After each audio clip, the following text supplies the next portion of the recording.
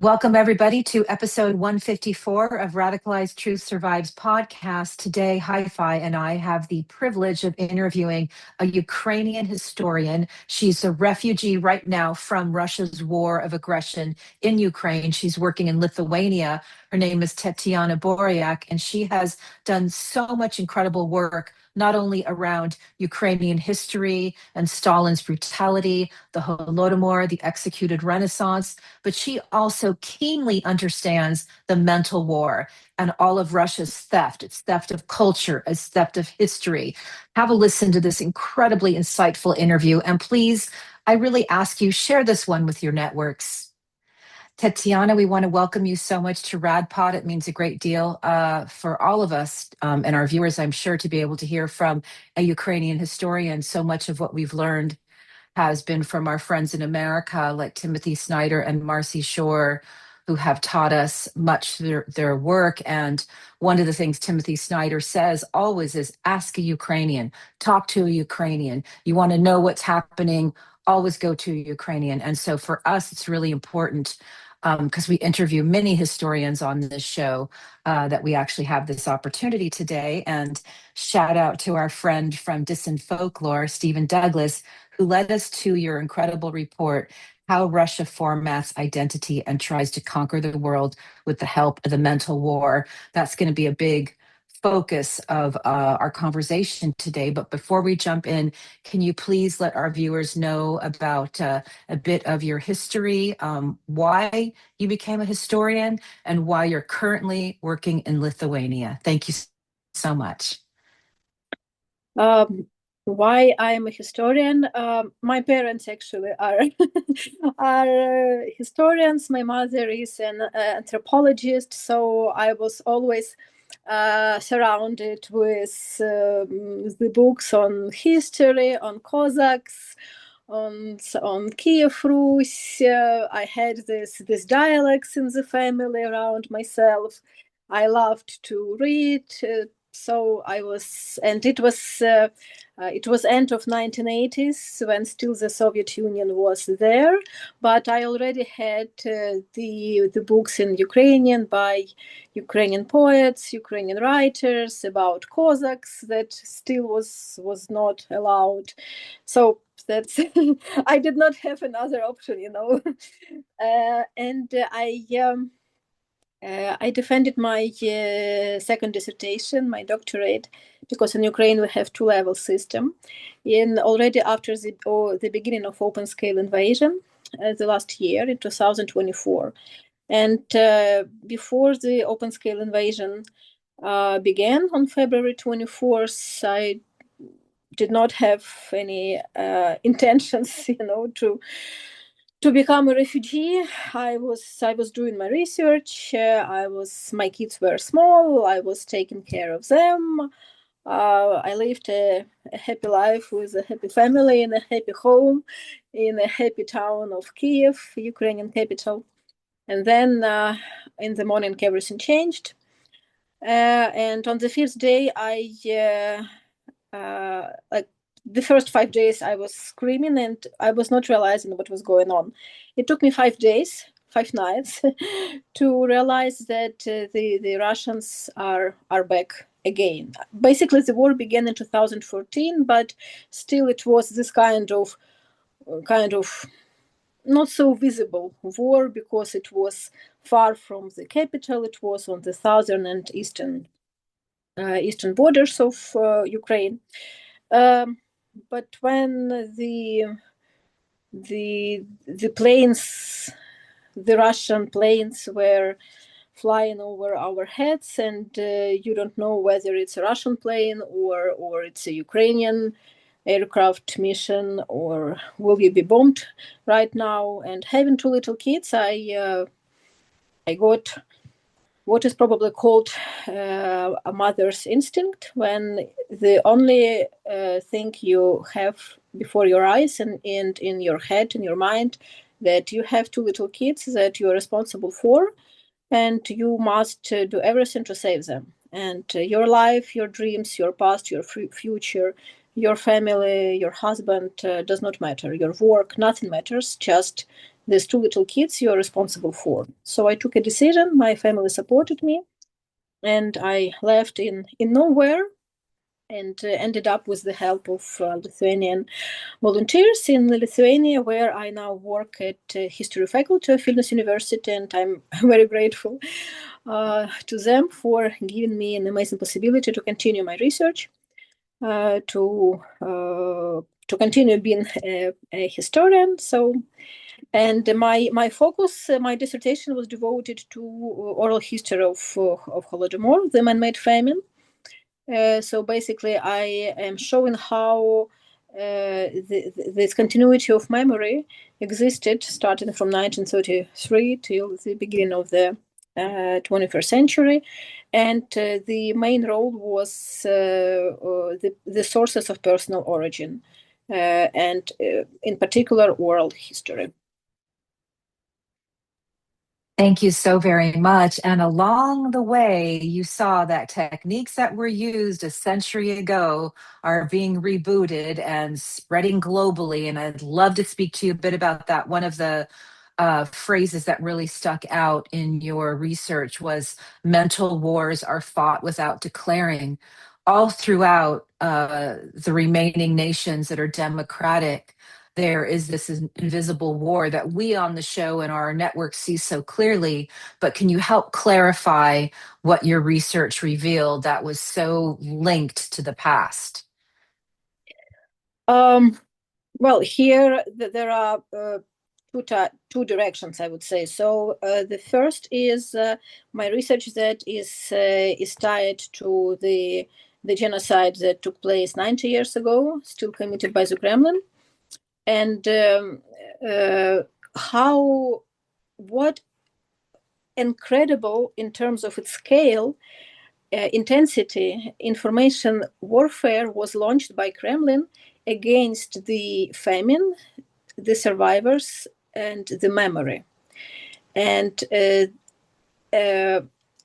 having background of this and writing about this and trying to comprehend the ongoing genocidal war, I suddenly realized that, oh my God, what I was writing about the famine, I thought it just, history I was writing.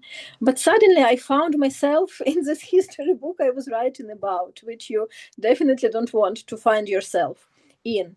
And I found the sources. As a historian, I'm trained to look for information, to make this logical connection between the events, the consequences, the prerequisites, the reasons, to build this logical chain. And suddenly, accidentally, I discovered the mental or cognitive warfare that is taking place now that has pretty similar patterns to what the ЧК, NKVS, NKVD, KGB was elaborating like 50 years ago. But now situation is much more dangerous due to the development of current information technologies, of their widespread by people all over the world, by financial resources that the Russian state possesses, by cynicism of Kremlin that basically was, evolving higher and higher, starting from 1917 revolution in Russia. So, do you want to hear more about the informational warfare of the Holodomor or ongoing warfare, cognitive warfare? I think we'd like to do both if possible, because I think, again, the more we understand from history, the more we can relate to what we're going through. And you are an expert at this point in both the past and the present. Okay, so let me start with the Holodomor. So basically, already in summer of 1932, probably a brief introduction. So the man-made famine, the Holodomor, which is translated as extermination with the famine, took place in the end of 1932, first half of 1933. These dates are not accidental because the year 1932 meant the end of the economic 5-year plan. And Stalin had to prove that his vision of the economic development was correct, because at that time he still did not possess the full power as we observe later in 1930s. So for him it was the question of like personal survival, and he got Ukraine, that was occupied in 1921 with 1 million Russian army. The majority of the 85%, according to estimation of the Russian military general, were ethnic Russians. So 1 million army was thrown to conquer Ukraine. Why Ukraine? Because of the resources. And we have many quotations by Lenin, by other Bolshevik leaders, that they need Ukrainian grain, Ukrainian coal, Ukrainian sugar in order to survive, to rebuild the empire that was called the Soviet Union. Ukrainians resisted in various ways. We have statistics on peasant revolts, and obviously this was something that was an obstacle for Stalin. And we have an amazing source, which is very rare, because this is a personal letter by Stalin to his friend Kaganovich from August 1932, that is several months before the Holodomor began. Stalin here, it was a private letter, so he was pretty sincere, unlike, like some public speeches. So in this private letter, he wrote to Kaganovich that situation in Ukraine is very bad, and if we do not intervene, if we do not take measures, we might lose Ukraine. And he repeated it several times: we might lose Ukraine. So he came up with a set of decisions that transformed the all Soviet Union starvation due to collectivization that began since the end of 1929. He transformed this starvation into the famine, the man-made famine. It lasted approximately since 6 months till the new harvest of 1933. So this is the famine. How the Kremlin was hiding information, and not hiding, but what it done, it just incredible. So already in summer of 1932, Stalin said that we need to hide information about starvation from the West. I don't want it to be on the table. So what they did, they repressed those people who witnessed about the famine. People got capital punishment by shooting. They got 10, 5, 3 years of concentration camps and imprisonments. Access to Ukraine was banned for foreign journalists. So we have 2 cases of Gareth Jones and Malcolm Muggeridge, foreign journalists who made to penetrate into Ukraine. They saw by themselves what happened, and they left their incredible articles that are now a very valuable source for the historians.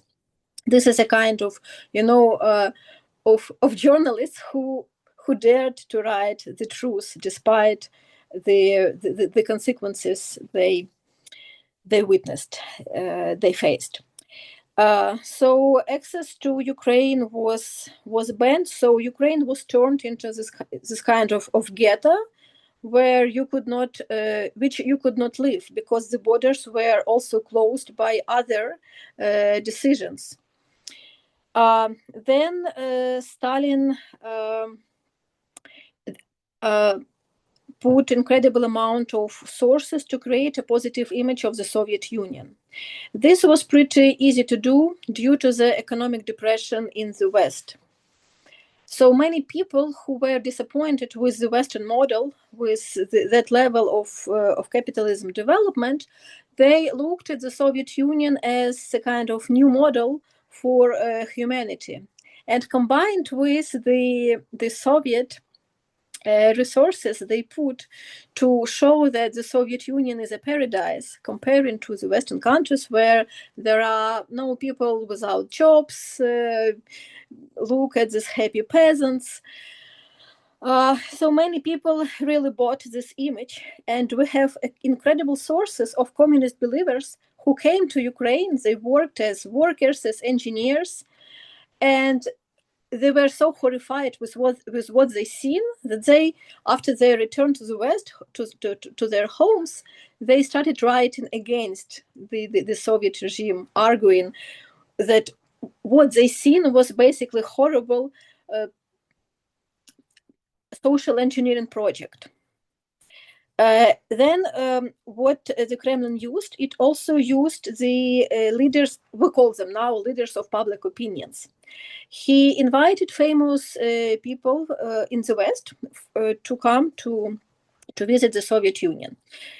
In many cases, they came just to Moscow. They were shown a perfect picture of life in Moscow. And then they wrote their articles. Walter Duranty is the most famous journalist of this type, who wrote that, yeah, some people are starving, but nothing serious. Although in his private talks, he confessed that, yes, this is something more than just the famine that is caused by natural reasons, but still he published in the New York Times. He got his Pulitzer Prize for his reportages with Stalin. And there were a lot of such type of journalists. Some of them later, like Agent Lyons, he confessed that what we did, we basically contributed to growing of this totalitarianism with our silence. But when he confessed, it was already too late for Ukrainians. So the most famous example of how the West was cheated, and you can think of nowadays, it was an invitation by the French Prime Minister Edouard Herriot. He came to Ukraine in summer of 1933. So the famine was still there, but it was a kind of on a lesser scale than it was in spring, when it was the peak of starvation and mortality.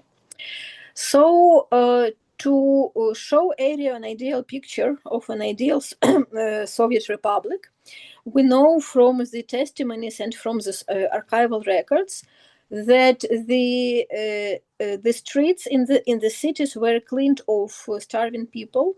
In the towns where Herriot came, the goods were taken to the stores. So that's amazing. No lines. So what Herriot saw, he saw no lines on the streets. He saw the supermarkets with that were full of food. He did not see any beggars, any corpses, any swollen people who were dying of hunger, because people were trying to get out of the villages and trying to get to the cities to get some food.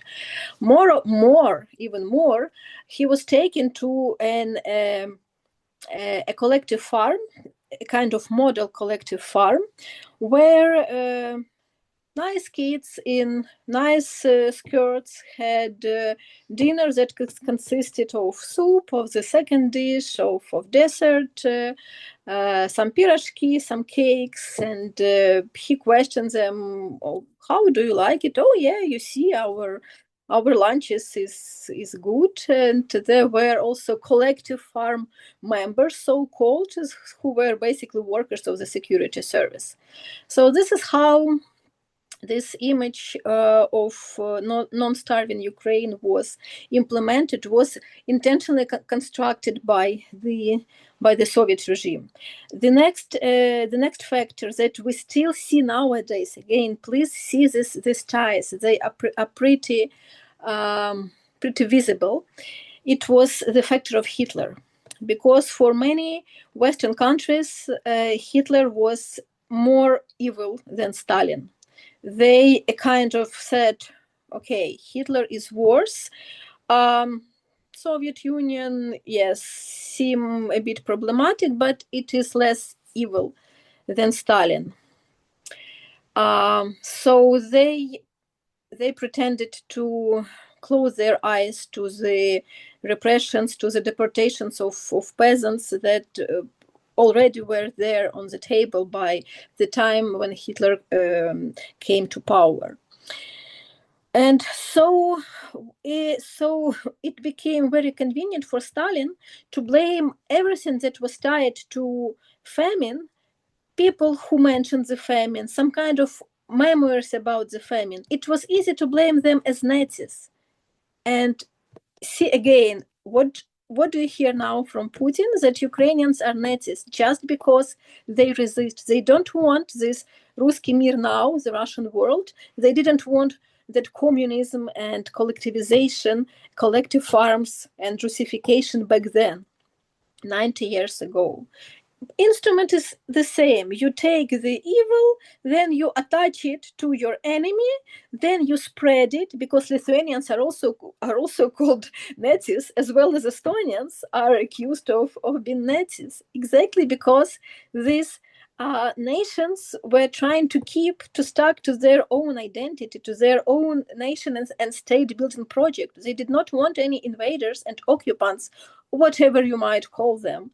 And whatever they call them, because the 20th century and even the 21st century is more about the words and the senses we attach to it. So if you call thousands of people who ended up after the Second World War in Europe Ukrainians as Ostarbeiters or refugees from the Soviet paradise that again was coming after the Nazi occupation, they were trying to hit the walls. They were screaming, "We're here. We are the witnesses of the Stalin crimes. We can tell you about the famine. We can tell you about cannibalism, because cannibalism was taking place in the 20th century in the middle of Europe.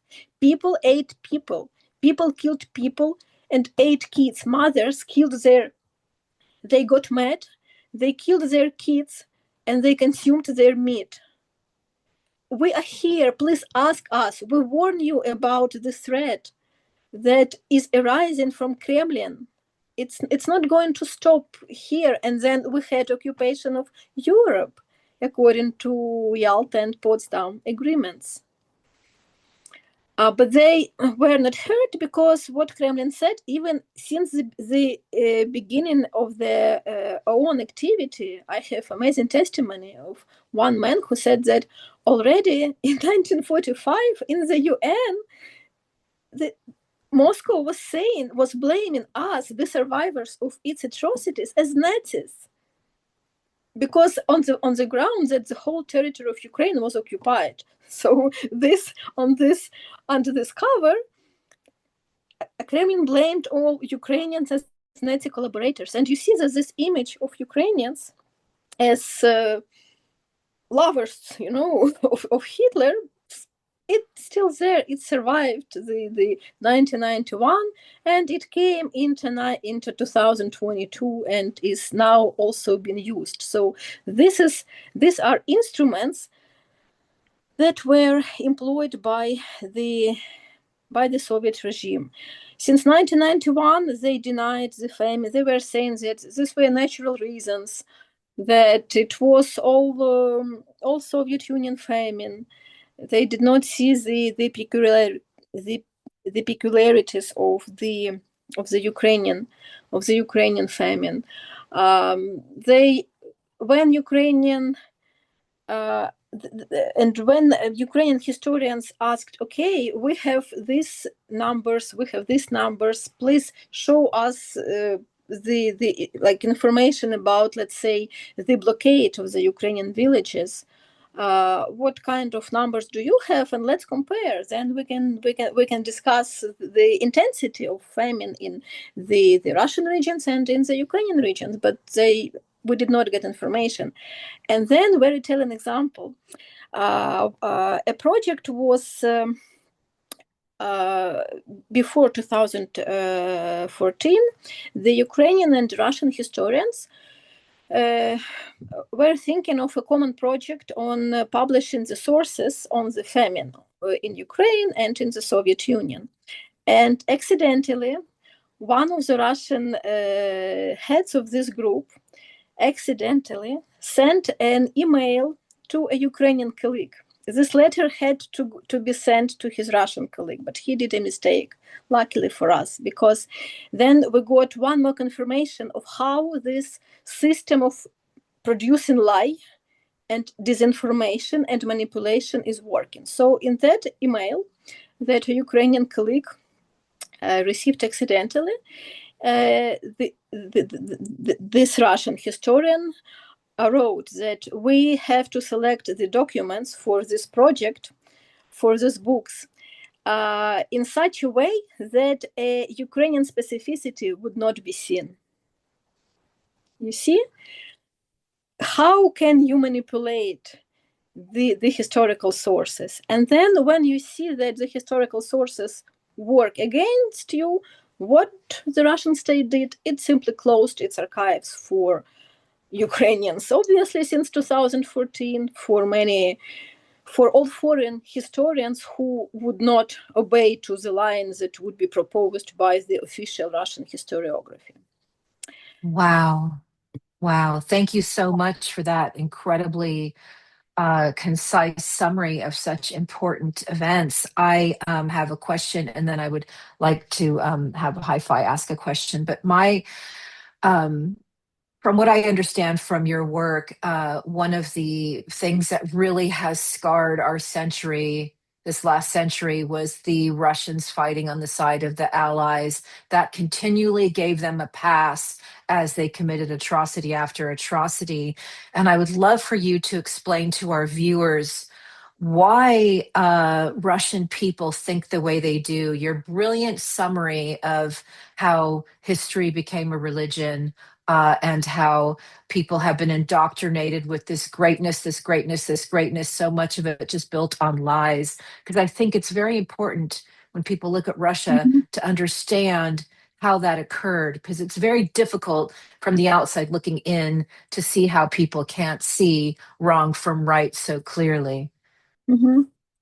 That's a question for a million. I'm thinking about it since February 24, 2022. And I've came up with a set of points I can tell you, I can share. I will be glad to share. The first is many century experience of using terror and violence as an instrument of governing the state. Because if you look at the Russian history, you will see their constant conquering of other lands. You see constant spreading to the territories where other nations, other ethnic groups lived.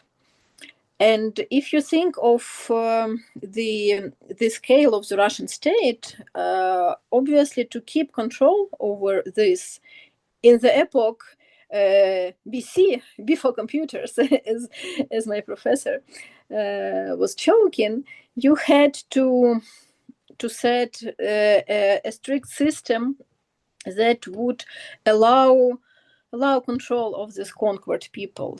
And in order to control this incredible amount of nations, officially now in Russia there are 85 republics. So these are entities that are grounded on some ethnicities and nationalities. 85, but there were obviously much more in the course of conquering. And so in order to conquer, I don't know why the genocide concept was not there like in the 16th century, but what they did, they knew they had to demonstrate extreme violence, extreme terror, extreme murder, that even the Western press, because basically the West in the Middle Ages was doing the same. I'm not saying that the Russian experience is unique, no. But even in the West, the Western newspapers were publishing articles about the the devastations of the cities, about cutting of heads, about the rivers of blood in the cities they conquered. So even for the West, again, the West did the same. Even for the Western countries, for the Western Europe, it was kind of too much. But in Western Europe, what happened? Then we had a Renaissance, right? This is the second point, when a human being was put in the center that allowed to depart from the idea that it is only God or emperor as as a hand of the god. Yes, so then this notion of human being appears, and historians argue that the Russian state, unlike the Western Europe, did not have a renaissance. Ukraine had this incredible amount of these poems, of this kind of these pieces of arts, of architecture, although not much is left, unfortunately. But we know that Ukrainian society passed through this process, a renaissance, this important stage in the development of European civilization. The Russian state did not pass it. Did not have this period. Then the third, I would argue, this is so-called Magdeburg Law. This is the right for self-governing that was invented in Magdeburg, as it's clear from the title, and it existed in Western Europe and Central Eastern Europe. Approximately 200 towns of Ukraine had this Magdeburg Law. What does this mean? It meant that the city community was basically self-governed. It meant the culture of dialogue that is absent in the Russian tradition, because it did not have to dialogue. They always had this emperor on the top, Tsar, emperor, whatever you might call it, then Gensek, then Russian president, somebody on the top that is ruling this structure, while the structure is strictly vertical, while Europe shows the development of horizontal types of relations. And this Magdeburg Law was something incredible, especially in the context of Ukrainian history, because it meant that existed these individual communities who had to negotiate between themselves. They had to elaborate the law, not the word of the emperor that was the law in Russia, but really the rule of the law. In Ukraine, until the beginning of the 20th century, the Lithuanian laws, so-called Lithuanian statutes, because Ukraine was part of the Lithuanian state, they were still there, despite the Russian Empire, despite its occupation. The rule of the law in the local communes was basically by 1917. October turnover in Russia. So this was absolutely other type of relations, and it really contributed to this independence of thinking, of numerous strata, because in the Russian society you had the nobility and you had the peasants, and emperor on the top with its court, with its servants, security service, as we would now call that, army that performed all this repressions and violence. While in Ukraine and like in other parts of Europe, but in Ukraine it is thanks to Magdeburg Law. In Europe there were some other reasons, but when we talk about comparing Ukraine and Russia, so Magdeburg Law resulted in the existence of this space of independent self-dialogue. This is the third difference. Then compared with the first of this violence and terror that the Russian state existed. So when the Europe was passing through the processes that allowed to settle the other type of relations between the ruler, yes, and people. In Russia, nothing changed. We had these peasants who were in serfdom, who were used as slaves, who did not have any rights, whose men were taken to the Russian army for 25 years.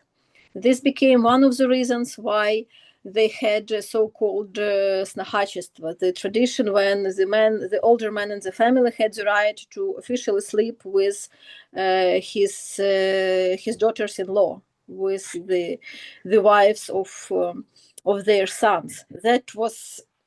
This did not exist in Ukraine because women had more rights. So this again was absolutely other type of relations inside the communities. Thanks to European heritage, Ukrainian communities, even under the Russian Empire, they still had this self-governing spirit. At the same time, they were based on the law. At the same time, Ukrainian economic relations allowed having agriculture, like being a farmer, basically by yourself. You could handle it. You could cooperate with some other peasants in order to get access to some machines. But a peasant was basically pretty self-sufficient in Ukraine. In Russia, all this was under this umbrella of the state, and keeping in mind that how many nations were conquered, how many nations were deleted.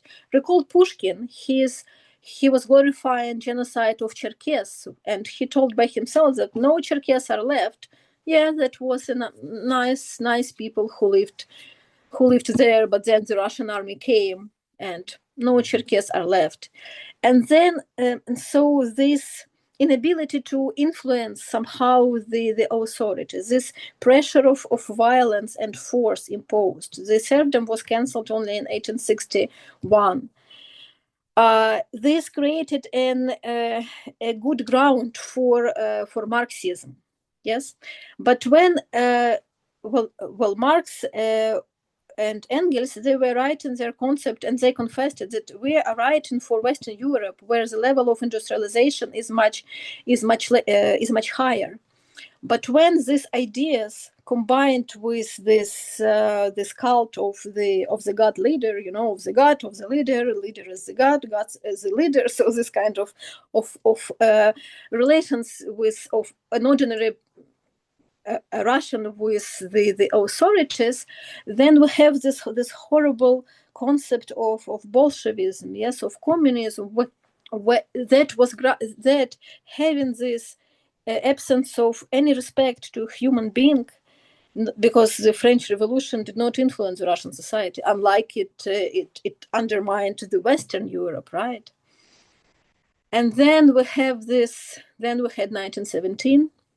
Then we had occupation of what it was able to occupy in the end of 1910s, Ukraine, Georgia, Armenia, Belarus, the Baltic states were after the Second World War.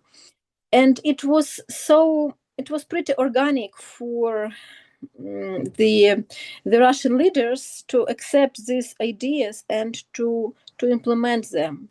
And then these traditions of violence that did not disappear during the Soviet period. We had the concentration camps in Germany for approximately 10 years, while we had Gulag system starting from the beginning of 1920s, when the concentration camps were already created, till the end of 1980s. The last Ukrainian prisoner left Gulag in 1990. Yes, it was not called Gulag because of this scary name. Officially, it was cancelled after the Second World War, but the camps, some conditions were improved a little bit, but the system of camps still existed. And instead of the rule of the law, it was the rule of the idea. Who is defined as guilty according to the party decision, according to this party meetings protocol? Whom are we going to blame today? So I think this combination, and then we have this and in this horrible surrounding, of people who grew up with this fear of the system, of fear to be repressed, fear to be arrested. Ukrainians were the Holodomor survivors. They lived their life with fear to recall the famine. They had the images of their dead relatives. So the society was broken. The family ties were broken because older generation was afraid to tell about the horrors they have passed through. And then the social engineering came that grew up new generation of citizens on the ground of new moral system, when espionage was glorified, when family ties did not matter anymore because the party is your family. The party defines what is good and what is bad. The person was deprived, it was a murder of a human being inside a human being.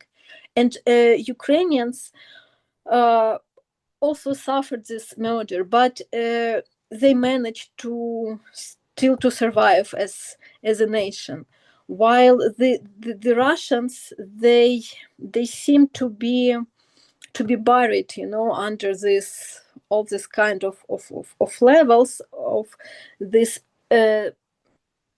layers of social engineering, combined with this lie, with this poverty during the Soviet period, with this double mentality, when you knew what you could say on the kitchens, yes, and when you were officially proclaiming something else. And I think that again we are trying, because we do not know other systems, we are trying to compare this with the Nazi regime. But I'm not saying that Nazis were good boys. No, they committed Holocaust, they committed crimes of the same level as the Soviets did. But what I'm trying to say is that the period of Nazi atrocities, it was much less.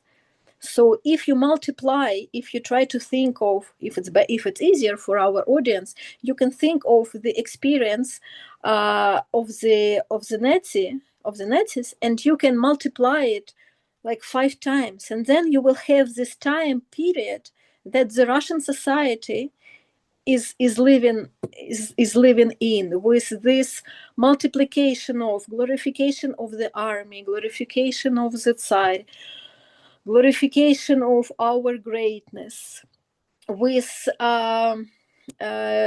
disrespect to the nations who managed to leave the concentration camp, the Soviet concentration camp. I think this is one of the explanations of this infernal hatred for Ukrainians, because we managed to leave. We said no to the Soviet crimes. We had decommunization. We had 3 revolutions that are often not comprehended by the West, but Ukrainians understand that it was again a breaking point when Ukraine could be grabbed again by Kremlin into its sphere of influence, and Ukraine was trying to resist and is resisting for the 4th year, exactly because we are different.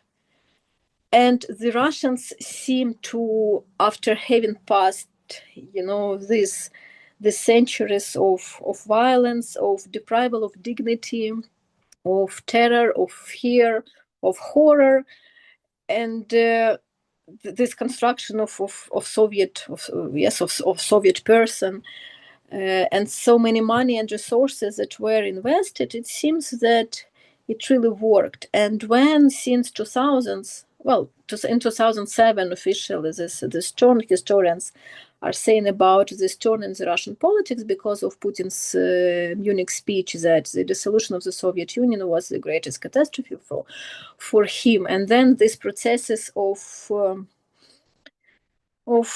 returning to totalitarian state building practices took place. And so the Russian society seemed to, in its majority, seemed to see something familiar. They lived like 30 years ago, something that was easy. You don't have to be a responsibility. I think this is also very telling consequence of the Soviet system. When a person was deprived of responsibility, you will live somehow, you will be fed somehow. Uh, while yes, a person in the West, it must be a human being with dignity and responsibility for his or her own life. This was something that was completely erased together with the intellectuals, both Ukrainian and Russians and Russian intellectuals, because the scale of what was done to the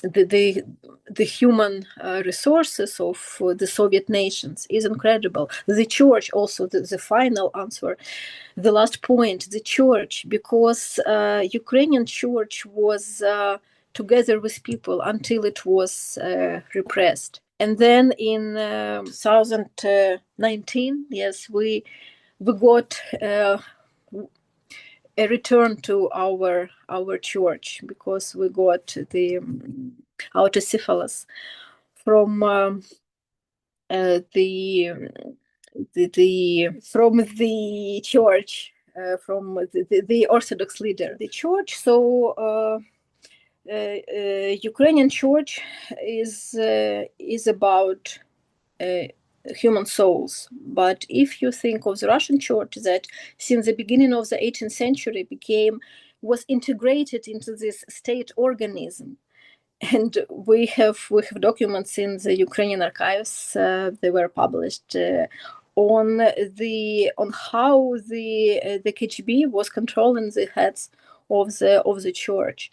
And so in Russia, and we have this numerous quotations by the contemporary Russian church leaders, that basically is a kind of another ministry, yes, in the state system, because what they did, it's about glorification of the next crime of the Russian state, of explaining why this is not a crime, why this is a glory, and why you have to die in the name of the state in some village in Ukraine. You haven't heard its title, before your death at all. And when absence of modernization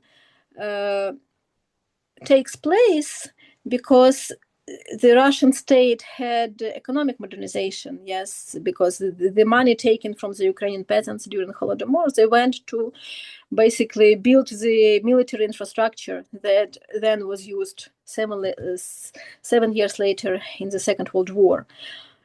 But the Russian society did not, and the Russian authorities did not pass through kind of mental modernization, cultural, socio-cultural. When you do not have this kind of modernization, then all these ideas about greatness, great sire, absence of responsibility, the right to kill just because someone says that he doesn't like Pushkin or whatever, then it becomes pretty easy to accept, to make their own, and to basically fulfill.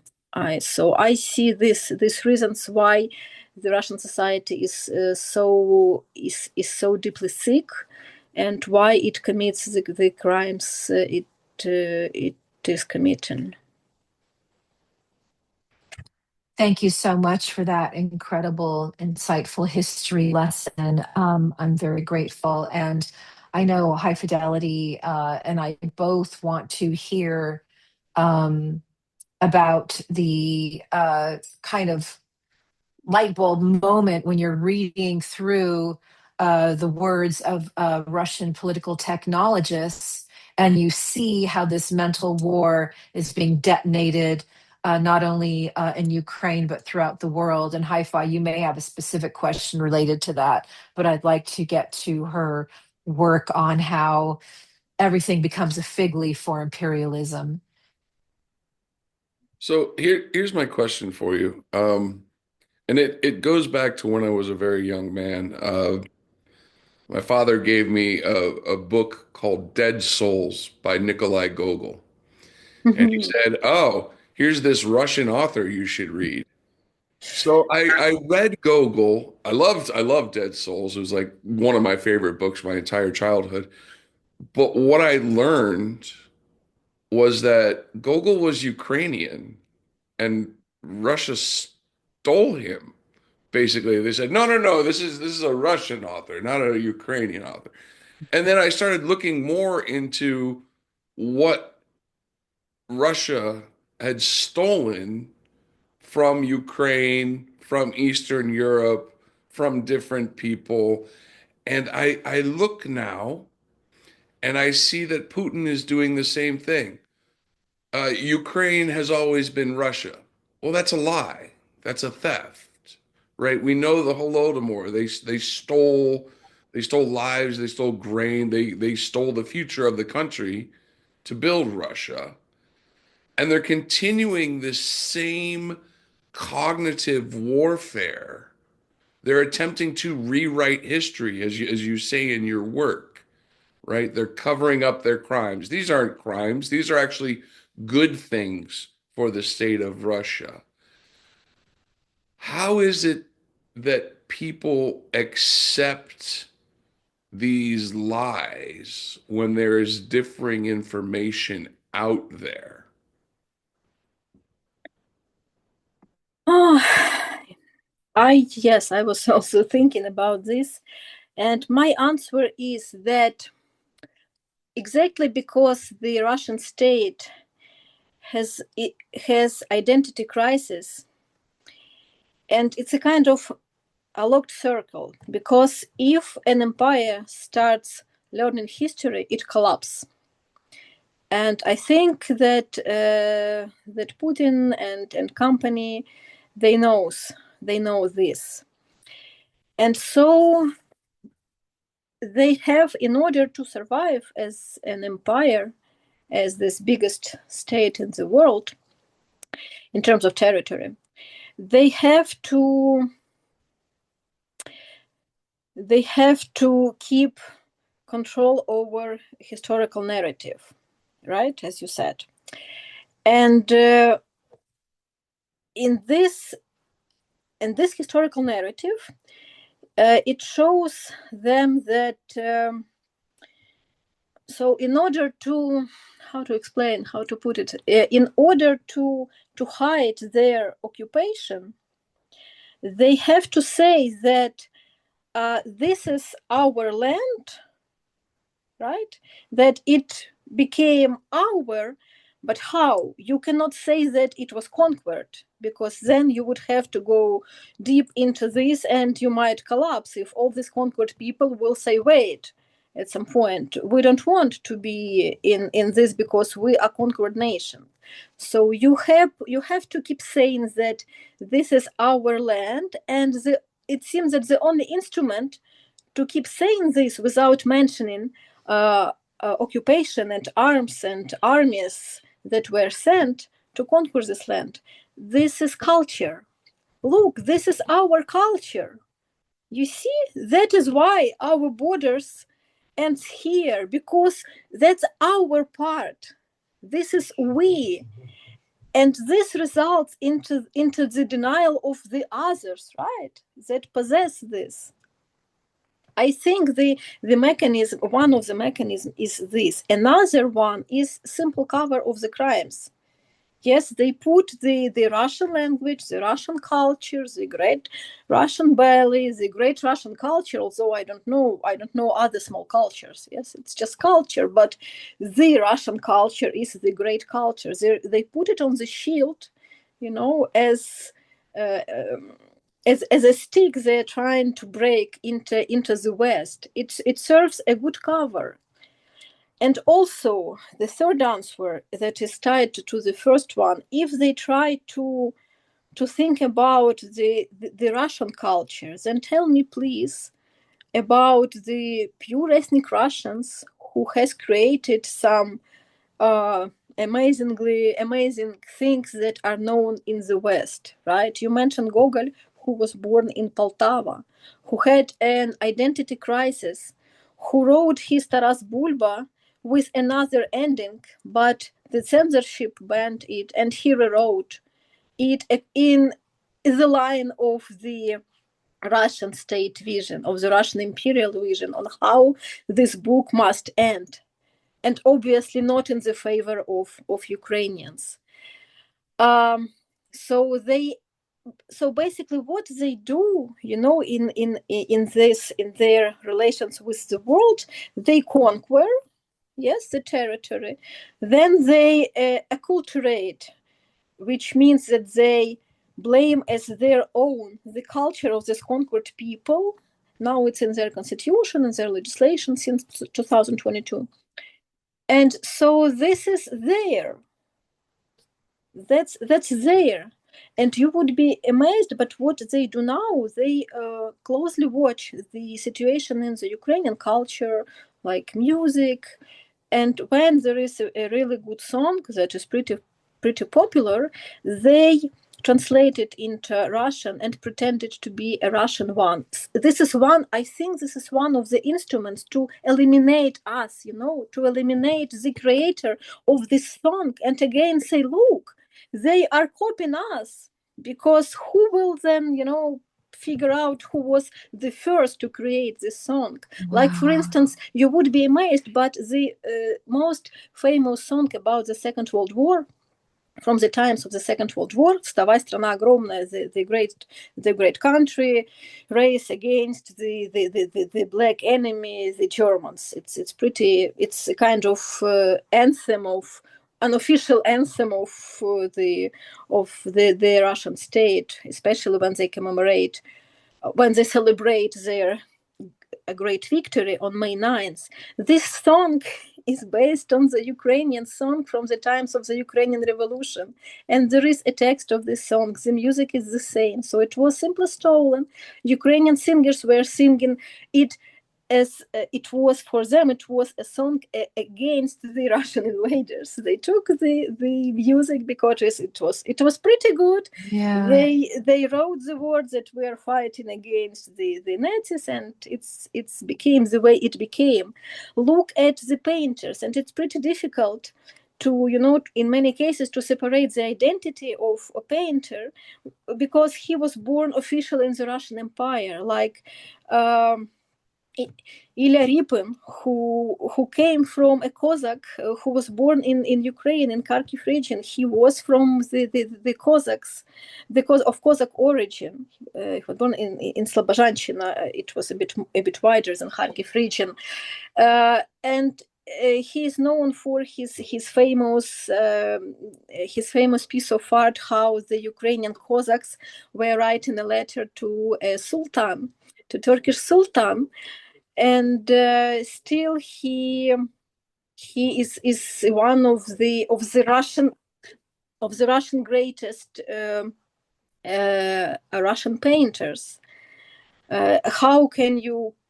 Ukrainian is explaining that he was formed in the Ukrainian surrounding with the Ukrainian teachers. There are so many Ukrainian motifs, but he is simply called Russian, because if they agree that, okay, Rypin is not ours, Malevich was born in Kiev in a Polish-Ukrainian family, and in his documents, he confessed himself Ukrainian. If we take away Malevich, if we take away Tchaikovsky, etc., what would be left of the Russian culture?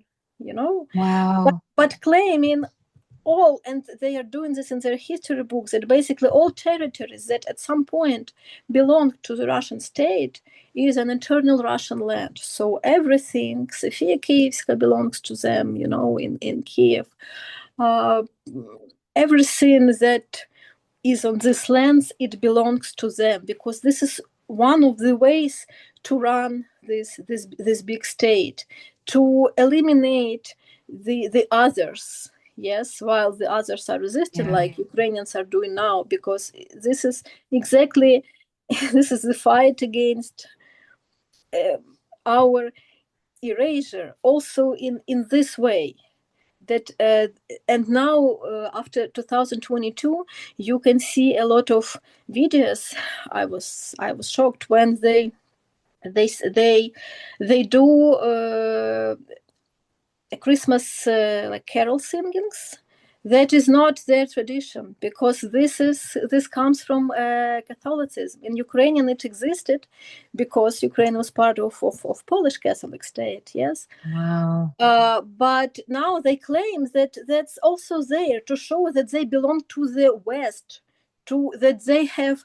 Again, it's written in their legislation that Russia has contributed to the Western civilization. Without Russia, it would not be Russian civilization. So they steal our traditions. They call them their. Like several days ago, they had a festival. I saw an announcement about the festival of Ruski Borsh. You know, they even steal our still your borscht. Ukrainian borscht.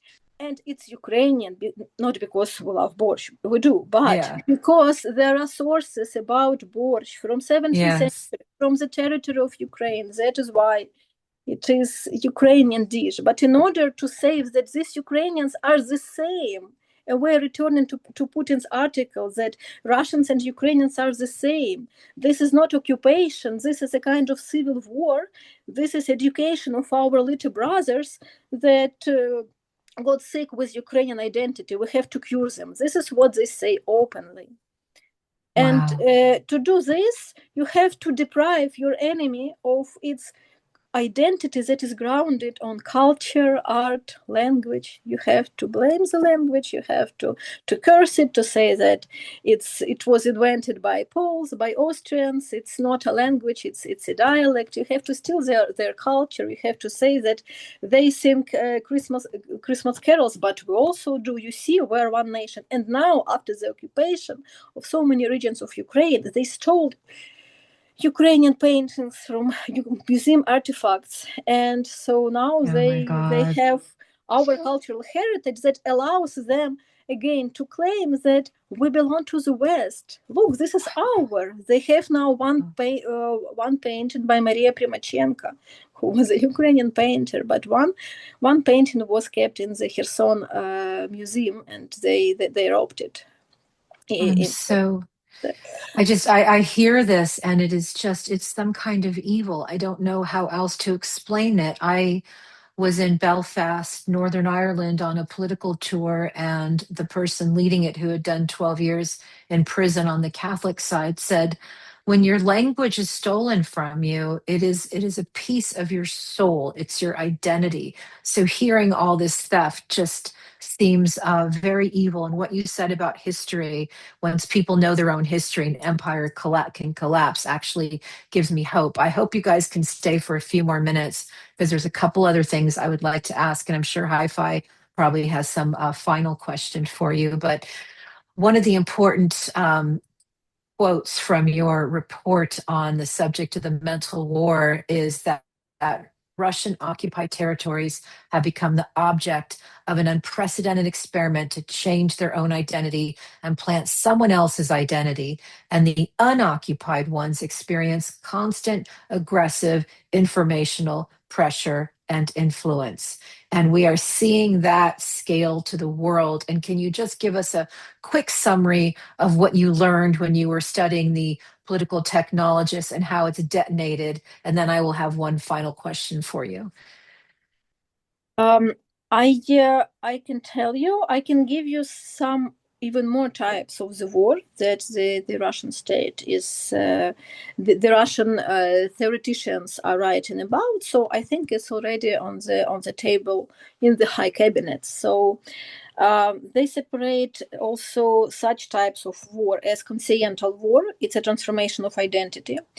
Psychohistorical war. It's acceptance of alien senses as one's own. It's cognitive warfare we were talking about, that is change of outlook guides.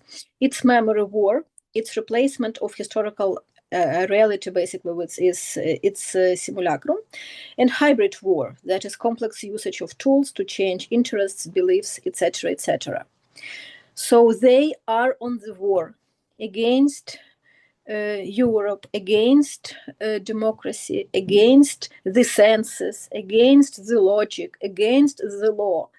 They say by themselves, Surkov, Ilnitsky, that the Gerasimov, also the head of the headquarters, that the range of instruments is pretty wide. This is basically everything: a post in Twitter, a song, a book for children that is now full with militarism and dehumanization of Ukrainians, for instance.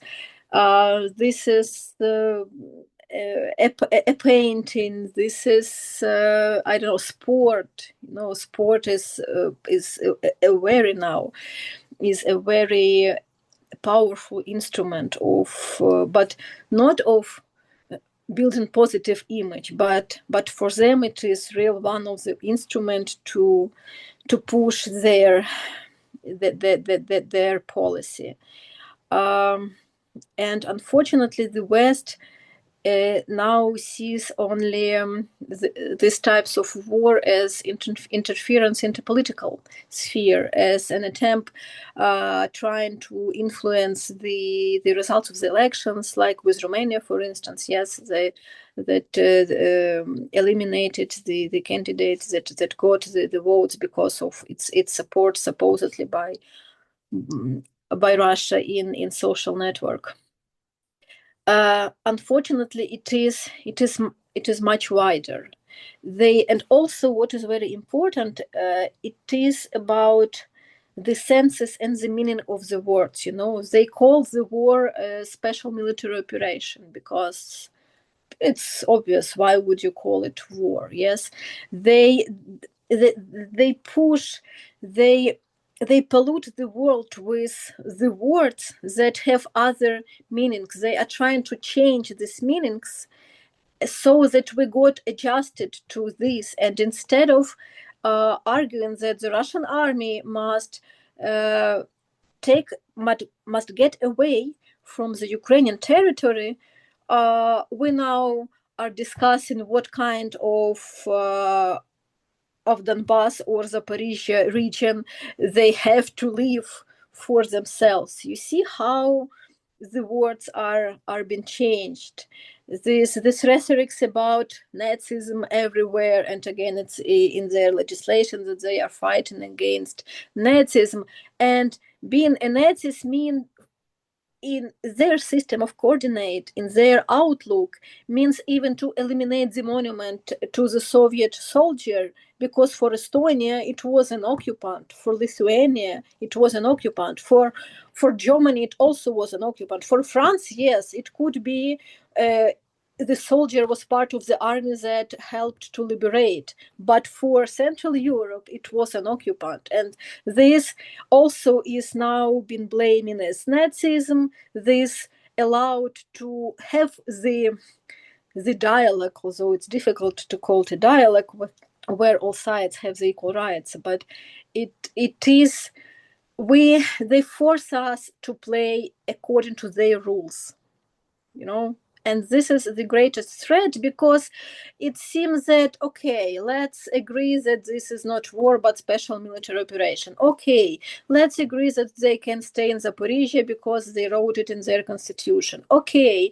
let's pretend that they have not stolen any cultural objects from the occupied Ukrainian regions, and let them be the members of the International Archival Organization, International Librarian Association, International Museum Association. You see, and they are achieving their goals. Then they wait a little bit when the world would be busy with other things, and then they continue their occupation in this or that direction with simultaneous elimination of everything Ukrainian in occupied territories. They burn the books, they have the filtration camps, they send the children to the Russian camps for re-education, which is banned by Geneva Conventions, but who in Russia cares about Geneva Conventions?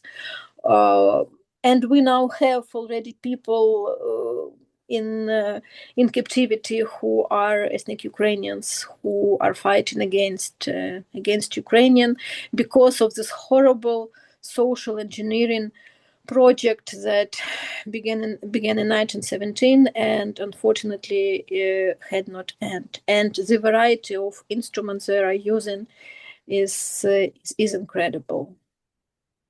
Wow, thank you so much for that. I have one last question. Hi-Fi, do you have anything else you want to ask before we wrap up? We talk about Russian lies, which we know they are spreading and have been spreading for decades, centuries. For centuries.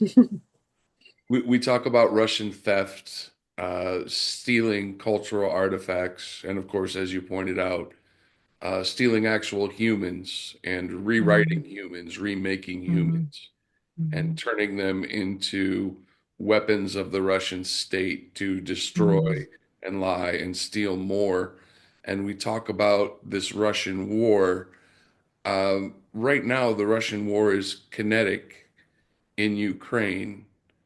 Uh, they're also hiring people to carry out acts of terrorism from UK, Spain, France, Germany, Estonia, Moldova, Netherlands. the Netherlands, everywhere. When will the West wake up to the fact that Russia is at war with the world? British intelligence service has already awakened. Germany seemed to comprehend the threat. But you see, I read a book that seemed to be a guide for the contemporary Russian politicians. It was written without an author, and its main idea was, one of the main ideas was that Russia has privilege over other states. This is absence of elections, because the Western politicians are strongly dependent on these electoral circles. They have to fight for their voters. And in Russia, we can do whatever we want to increase and to strengthen our empire state civilization. That's a big problem, because people usually like simple answers to the difficult questions. But probably, I think probably one of the several instruments that might help to awaken, keep the senses attached to the words, not allowing the Russian side to transform these senses and words to call, basically, yes, like to attach Nazism to Kaya Kallas, for instance, right? Yes. And another instrument that the democratic states could use, this is to delete history from the public discourse, because history as a science, as part of humanities, must be left in the school classrooms, in university auditoriums, and in the books and in the conferences for the professionals. As only as you hear some historical lectures, like to Tucker Carlson or to the American president Donald Trump, any dialogue must be stopped, because utilization of history, it's basically, it means that it is not about a fair discussion. It is about pushing agenda that is grounded on some imperial construction that has to be implemented according to the Russian view.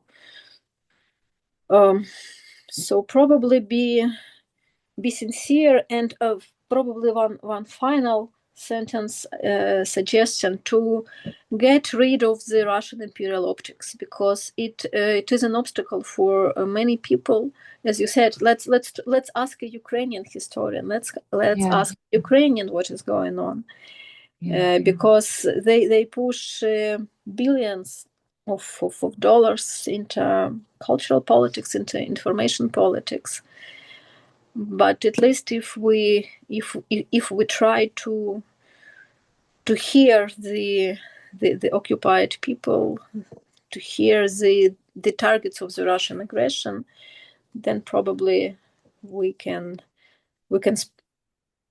broaden amount of people who are conscious about this threat, because they want to undermine unity of European Union, European Union and the United States, and then to eat each country by its own. And only when we are united, when two continents and Australia on the other side, as soon as the democratic world will keep the words, will keep the international legislation, will listen to the targeted people, then probably we will survive. Otherwise, they will undermine this world, as they claim is their goal, to undermine, to cut it into pieces, and to eat whatever pieces they will be able to eat. Wow, such an incredibly brilliant interview. Thank you both. I have one last question. And you just made me think that every time I interview a friend from Georgia or a friend from the Czech Republic or a friend from Finland, and I say, why are you so well inoculated against information warfare? Every time the answer is, well, the Russians killed my ancestors. The Russians killed my family members. Only my uncle survived, 50 years ago. So they are on to this con. One last thing from you that I think will be so incredibly helpful. For the people who don't want to believe that Russia is spreading its influence throughout the world, I think it's really important that we tell them how they are doing it and what they are using.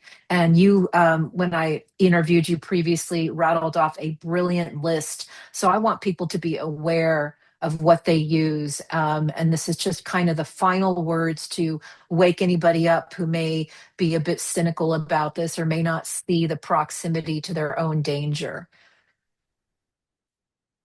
They use culture, they use art, they use language, they use literature, they use sport, music, scientific events. They use it to have the agents. And there are a lot of now research about this network of agents that are revealed here or there. They are using allusions to the Second World War. The fact that they have won allows them do everything they want. The term Nazism that is attached to everything that is disagreeing with the Russian opinion. They use school education. They use militarization of education with these cadet classes, young army, youth army, movement of the first that indoctrinates the kids starting already from the kindergartens. It's not even school. They indoctrinate them with this imperial outlook. That means that they can do everything and do not have any punishment for this. This is the quintessence of their mentality, and they are trying to persuade the world that they have this right, that they have some special interests. They are using weaponry. Look at Ukraine, and they use lie to cover all this fake news that it's impossible now to dismantle it, because it's everything is just this invented. They want us to live in their invented realities, a reality where the great Russian state is defending the whole world from bad guys who are blamed as Nazis. They want us to live in this reality, and we must resist, because one day we might have the elections where young people who live in this reality, thanks to social networks, they might vote for someone who will bring the war to their home. Would it be war with weaponry or invisible war against their identity, their language, their codes, their cultures? Thank you so much for that. It's so important that people understand this goes beyond social media. This goes beyond elections. This is a war for everyone's agency. This is a war for people's minds and a war against democratic freedom. So thank you so very much for that incredible information. We're very excited to be able to share this with our viewers, and we are sending much love to Ukraine, particularly during this holiday season, and to everyone's family. And Hi-Fi, thank you as always for being such a great partner in this. Any final thoughts or words? Thank you so much. And by the way, this Saturday is a commemoration day of the Holodomor victims. So if you want, you could read some media and follow some events probably in your country, in your town, where Ukrainians might Absolutely. This commemoration day, because this is you can treat it as one more act of resistance. Memory about the crimes committed by Kremlin, it is our way also to resist, besides our brave army that is trying to combat the evil. Thank you so very much for that. Thank you.